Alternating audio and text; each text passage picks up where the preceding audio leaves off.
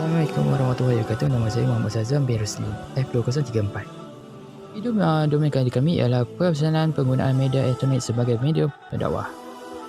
Pengenalan, dakwah menerusi media elektronik bukan sahaja memberi aplikasi kepada individu kembali kepada Allah, tetapi turut memberi kesan kepada kebaikan kepada masyarakat supaya hidup bersatu padu serta aman tanpa kesekatan. Okey, penyiaran dakwah melalui media elektronik menjadi utama hari ini kerana ia mampu menyasarkan lebih ramai sasaran. Baiklah, dalam video domain kali ini, kita akan melihat contoh-contoh media elektronik, kebaikan, keburukan, bahaya dan perbezaan dulu dan sekarang, dan akhir sekali ialah kesimpulan kebesaran media elektronik sebagai medium dakwah. Okey, jom. Baiklah, Assalamualaikum warahmatullahi wabarakatuh. Nama saya Muhammad Amir Alif bin Samsul. Baiklah, ini adalah contoh media elektronik. Yang pertama ialah televisyen, internet, jurnalistik, radio, telefon bimbit. Dengan kepelbagaian dan kewujudan media elektronik yang meluas, menyebabkan ia menjadi pilihan utama generasi berinteraksi, sekaligus boleh menjadikan media penting dalam penyampaian dakwah. Assalamualaikum dan salam sejahtera. Nama saya Muhammad Syukri bin Ma'atari. Nombor matrik saya 2092. Hari ini saya akan sambung untuk topik kebaikan media elektronik.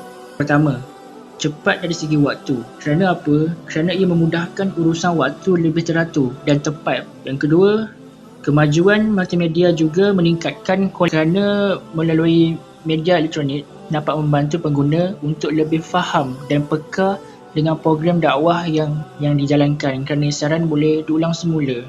Yang ketiga, tugas berdakwah menjadi mudah, cepat dan berkesan. Yang keempat adalah dapat memperluaskan dakwah dengan cara yang mudah. Dengan adanya platform medium dakwah, program kelas pengajian Quran dapat memberikan kemudahan dan masa kita ni lebih teratur tanpa perlu pergi kelas pengajian bersemuka. Okey, itu saja. Nama saya Muhammad Zudi bin Muhammad Husni 2074. Tajuk saya akan bincangkan ialah keburukan penggunaan media elektronik sebagai media dakwah. Perkembangan teknologi komunikasi, banyak media elektronik telah berkembang.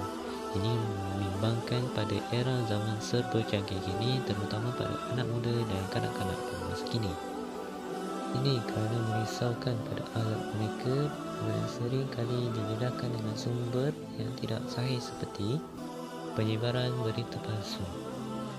Penyebaran berita palsu ini amat meluas, iaitu melalui laman web dan media sosial seperti Facebook, Twitter, Instagram dan lain-lain lagi.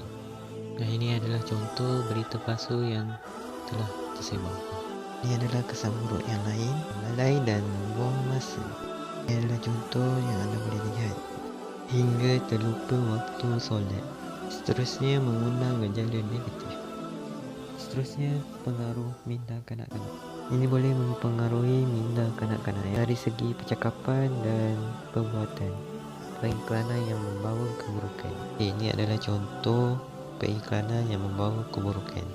Inilah dari saya, kes. Assalamualaikum, nama saya Asyami Ibrahim Suhaimi. Saya akan bentangkan bahaya media elektronik. Efek bahaya mempunyai 4. Masalah kesihatan juga menjadi punca utama bahaya media kerana ramai kanak-kanak, orang dewasa juga banyak leka bermain permainan online dan media sosial. Di laman media elektronik terlampau banyak konten-konten agresif dan kekerasan.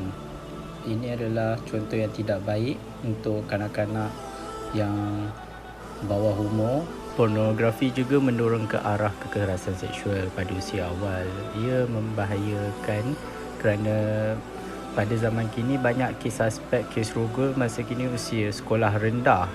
Pornografi ini, prestasi belajar juga boleh terjejas kerana ia mengurangkan fokus belajar dan boleh membuatkan pelajar merosot dan hilang minat untuk belajar. Assalamualaikum warahmatullahi wabarakatuh. Nama saya Azri bin Hidrat, nombor matrik kad 17-F18F1046. Okey, hari ini saya ingin membentangkan tajuk berkenaan perbezaan dahulu dan sekarang penyebaran dakwah. Sebelum itu, dakwah ini merupakan satu kewajipan dan tanggungjawab kita sebagai seorang Muslim di muka bumi ini. Okey, dahulu mereka berdakwah secara bersemuka. Contoh mendatangkan diri ke rumah, menghadirkan diri ke ceramah ataupun kursus agama. Zaman sekarang mereka berdakwah dengan secara hujung jari dengan menggunakan telefon bimbit dan mempunyai aplikasi yang canggih. Contohnya seperti Facebook, YouTube ataupun Instagram. Mereka cuma mendengar dan melihat apa yang disampaikan oleh pendakwah tersebut. Bismillahirrahmanirrahim. Assalamualaikum warahmatullahi ta'ala wabarakatuh. Seterusnya, saya ingin sambung. Nama saya Muhammad Firdaus bin Azhabi. Dan akhir sekali, saya ingin memberi kesimpulan tentang tajuk keberkesanan penggunaan media elektronik sebagai medium dakwah. Kesimpulan.